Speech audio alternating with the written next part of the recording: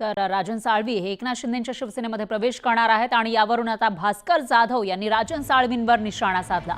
राजन साळवी हे नेहमी स्वतःला निष्ठावान म्हणायचे, पण आता त्यांनी निष्ठावान ही बिरुदावली लावली का असा सवाल भास्कर जाधवांनी केला।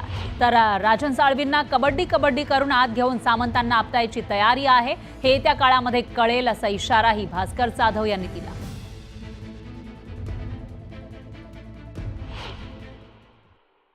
असं आहे की राजन साळवी नेहमी मी एकमेव निष्ठावान म्हणायचे, मी एकमेव निष्ठावान।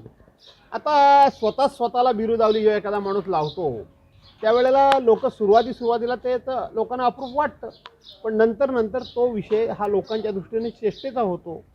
आता उद्या किंवा आज आपण म्हणता त्या पद्धतीनं राजन साळवींचा जर पक्षप्रवेश झाला तर हे राजन साळवींनाच विचारा की आता ही बिरुदावली तुम्हाला लावावी का, हे त्यांना विचारा।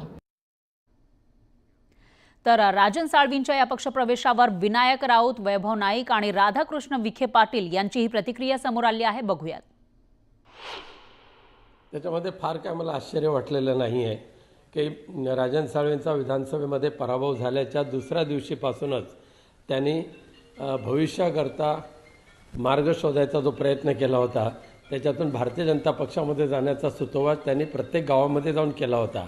पण त्यांचं दुर्दैव की भारतीय जनता पक्षाने त्यांना दरवाजे बंद केले आणि त्यामुळे नाईलाजास्तव पुनश्च एकदा त्याच ज्यांच्याशी लढले त्यांच्याच हाताखाली जाऊन शिंदे गटाच्या सामंत कुटुंबियांच्या हाताखाली जाऊन त्यांना काम करावं लागतंय, हे त्यांचं दुर्दैव आहे।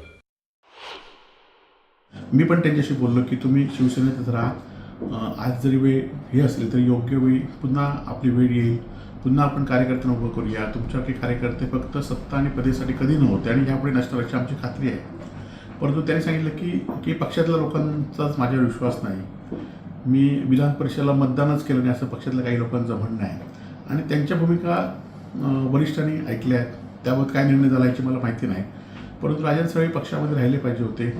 आता गेले तर तो त्यांचा प्रश्न आहे, परंतु मी मात्र शिवसेनेबरोबर उद्धव बाळासाहेब ठाकरेंबरोबर सामान्य शिवसेनेबरोबर राहणार आहे।